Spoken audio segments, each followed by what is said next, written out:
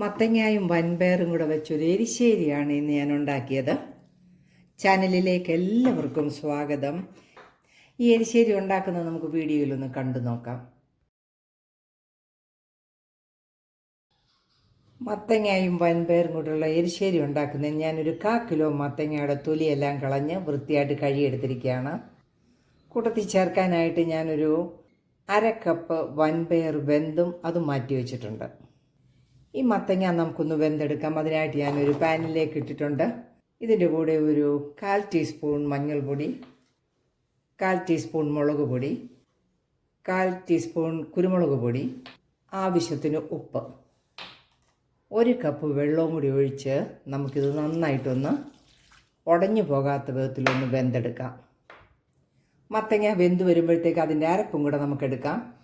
ഒരു 1/4 കപ്പ് തേങ്ങായും 2 വെളുത്തുള്ളിയുടെ അല്ലിയും 1/2 ടീസ്പൂൺ ജീരകവും ഒരു 3 പച്ചമുളകും കൂടെ നമുക്കൊന്ന് അവിയലിൻ്റെ രീതിയിൽ അരച്ചെടുക്കാം.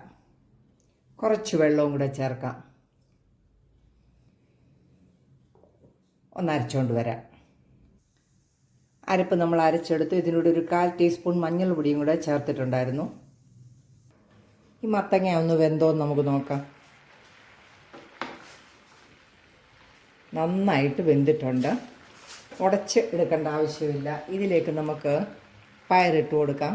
അരപ്പും കൂടെ ഇട്ട് ഒന്ന് വേവിച്ചെടുക്കാം.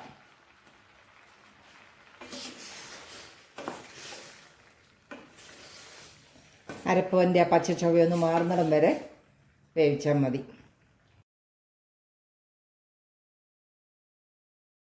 നമുക്ക് അരപ്പൊക്കെ ഒന്ന് വെന്തോന്ന് നോക്കാം. നന്നായിട്ട് വെന്തിട്ടുണ്ട്. നമുക്കിതിന് നല്ലതായിട്ടൊന്ന് കടുക് താളിച്ചു കൂടെ കൊടുക്കാം. കടുക് താളിക്കുമ്പോൾ ഈ എരിശ്ശേരിക്ക് ഇത്തിരി തേങ്ങ കൂടുതലിടണം. അതിനായിട്ടൊരു പാൻ അടുപ്പത്ത് വെച്ചിട്ടുണ്ട്. 2 ടേബിൾ സ്പൂൺ വെളിച്ചെണ്ണയും കൂടെ ഒഴിച്ചു കൊടുക്കാം. എണ്ണ ചൂടായി ഇച്ചിരി കടുകിട്ട് കൊടുക്കാം.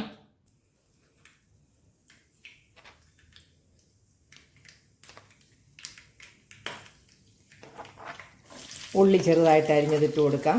ഒരു 3 വറ്റൽ മുളക് ഇട്ട് കൊടുക്കാം. കറിവേപ്പിലയും കൂടി ഇട്ട് കൊടുക്കാം. കൂടെ തന്നെ നമുക്ക് ഇത്രയും തേങ്ങയും കൂടി ഇട്ട് നല്ലതുപോലെ ഒന്ന് ബ്രൗൺ കളറാക്കിയെടുക്കാം.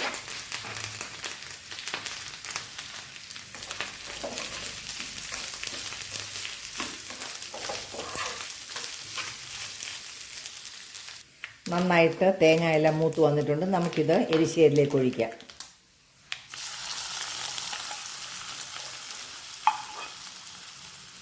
നന്നായിട്ടൊന്ന് ഇളക്കി കൊടുക്കാം. അങ്ങനെ എരിശ്ശേരി റെഡിയായിരിക്കുകയാണ്.